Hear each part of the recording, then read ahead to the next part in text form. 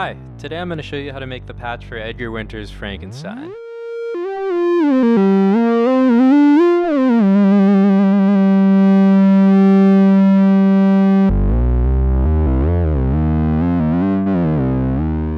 I think he originally used an ARP 2600 for his sound, but I'm going to show you how to make something similar on the Prophet 6.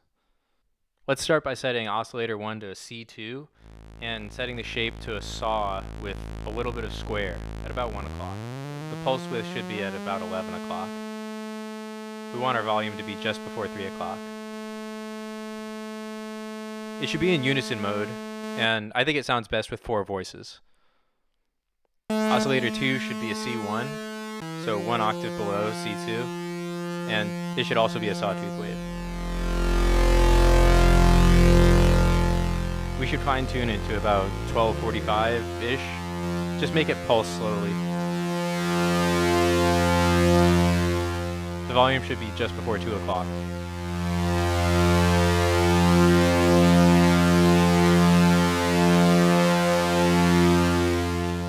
I like to use the oscillator slot because it adds sonic diversity. So let's set it to 830.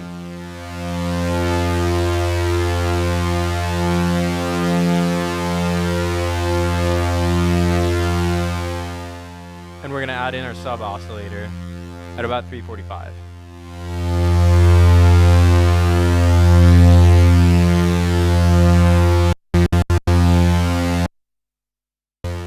Let's add in our noise oscillator at about 830. Just loud enough to hear, but not so loud that you can actually tell that it's noise. Next, let's add some glide. We want to put this on fixed rate A is the name of the setting, which means that you can play legato and it'll glide, and if you are playing staccato, then it won't glide. And we want to set our glide rate to about 1230, so it's a lot of glide. Basically, we want to turn legato playing into bends. Now, I'm going to go ahead and set the high pass filter off, like the cutoff all the way down, but I'm going to turn the resonance up to about 11 o'clock. This is not for the original patch, it's just for something that I do with Aftertouch later. But our low pass filter section is really important for this patch. We're going to set the cutoff really low, like down to 930 or 10 if you want to match the live sound. The resonance should be up at 1130, and you're going to want your envelope amount at like plus 1.5, which is about 130. You should set keyboard control to half and no velocity control. The filter envelope should be quacky.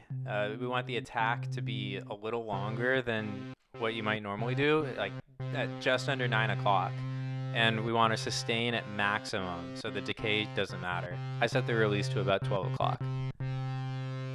You might notice I turned up the filter cutoff here to hear what I was doing better. Next, we want to do something pretty similar with the amp envelope. We want our attack to be percussive, but still soft, like a soft mallet instrument. And our release should be at about 11 o'clock. This is actually some kind of abstraction of a steel drum sound that we're making.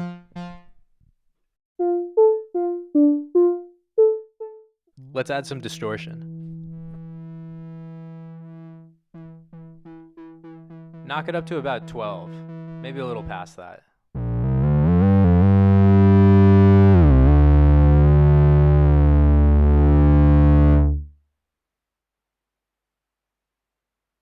Well, there are just a couple more little things to do.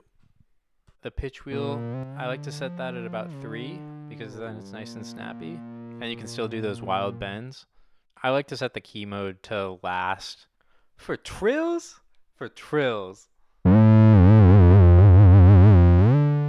I think vibrato is pretty appropriate for the LFO. So let's set frequency 1 and 2 as our destination and our initial amount at 0, and bump the frequency up to just past 12.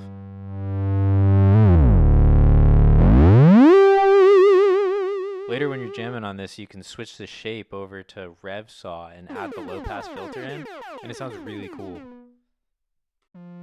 Let's add some aftertouch. Now, this was definitely not part of the original patch, but I think it's a great way to add some character of the Prophet into this patch. Just remember to change your LFO back to vibrato. Let's map it to LFO amount and both filters, and set the amount to about 130.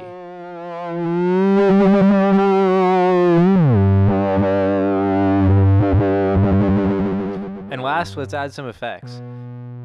This is just for jamming also. I like to put a ring modulator on here, mix it in at about 20, and set the pitch to 162.